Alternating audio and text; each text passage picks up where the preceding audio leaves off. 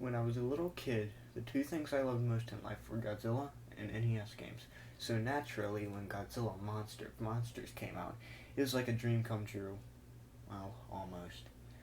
To sum it up, most of the game revolved around getting through very repetitive outer space levels while smashing up tanks and jets, and then fighting against Godzilla's monster enemies.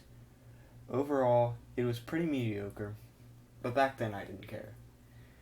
When I got the game, a present for my 10th birthday, I played it night and day as much as I could. Unfortunately, I traded the game for Amgon a year later, much to my regret when I found out what that game was like. Years later, I bought a new NES system, and through a lot of hunting and asking around, my friend Billy finally managed to find a copy of Godzilla, Monster of Monsters. I was pumped to play my favorite childhood game. It never occurred to me to ask where Billy found it. He also gave me some other games like Legend of Zelda, Bomberman, and some stupid thing called Action 52. But Godzilla had to come first. So I started the game, and the nostalgia came flooding back like a tidal wave. Godzilla's 8-bit theme song flooded proudly through the speakers, and I was soon grinning like an idiot. Some people laugh at me for playing such outdated games, but I've never had as much enjoyment for any games other than those on the NES. Those 8-bit games take me back to when things were much simpler, more safe. But after what happens with this game, I don't have those feelings anymore. I had forgotten how quick the fun of smashing things as Godzilla wore off in the scrolling levels. The game bombards you with bullets and things crashing into you from every direction, and you're too big to avoid most of them. Although my excitement had worn down some, it wasn't long at all before I got to my first boss battle. My first opponent was Godzilla, an obscure squid kaiju who had never been in a Godzilla movie. The most annoying thing about fighting Godzilla is that he always backs you into a corner and starts smacking you with his tentacle, and you're unable to move until he gets off you. This move doesn't do any damage, but it can stall you until the timer runs out, and you have to start the fight over, and he regains some health.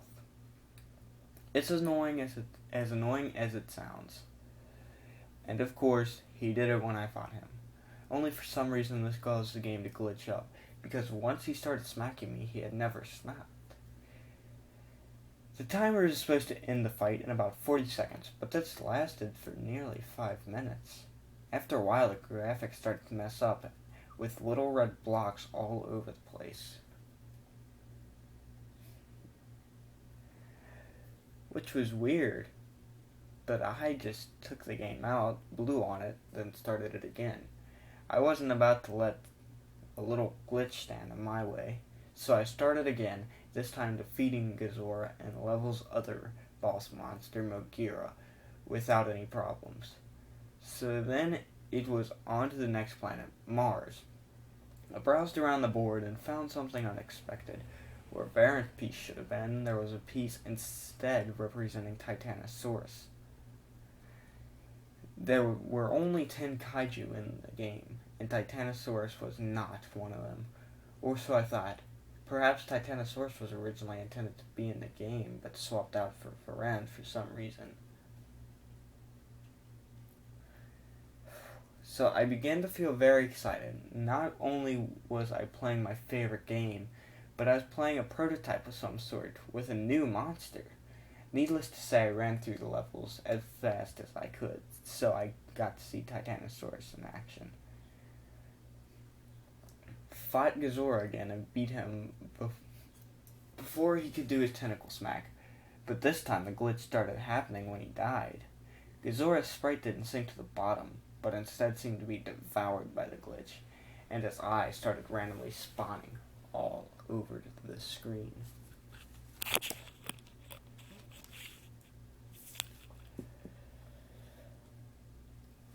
I know now these glitches with Godzilla were my first warning sign that something was very wrong with this game. But foolishly I ignored it and proceeded on to fight Mogira, who this time had a glitch of his own.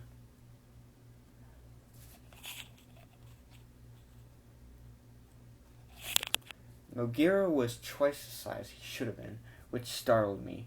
He was also considerably harder to beat than usual, which is to say not at all. But soon I had defeated him, and when he died yet another glitch happened. This happened extremely fast, so I was lucky to get a screen cap of it. But what happened was the giant Mogira sprite started to shatter and melt. Also, if you look at the garbled text at the right corner of the screen, you'll notice what is to be a bird in a cage.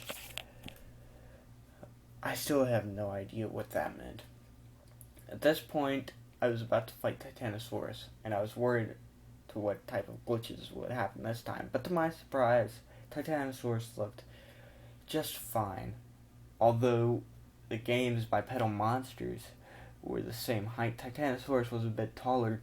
But since Titanosaurus actually was taller than Godzilla in his film debut, I thought it was kind of cool. After a very fun fight with Titanosaurus, who wasn't supposed to be in the game, I took over the enemy base and proceeded not to Jupiter like normal, but instead to Pathos.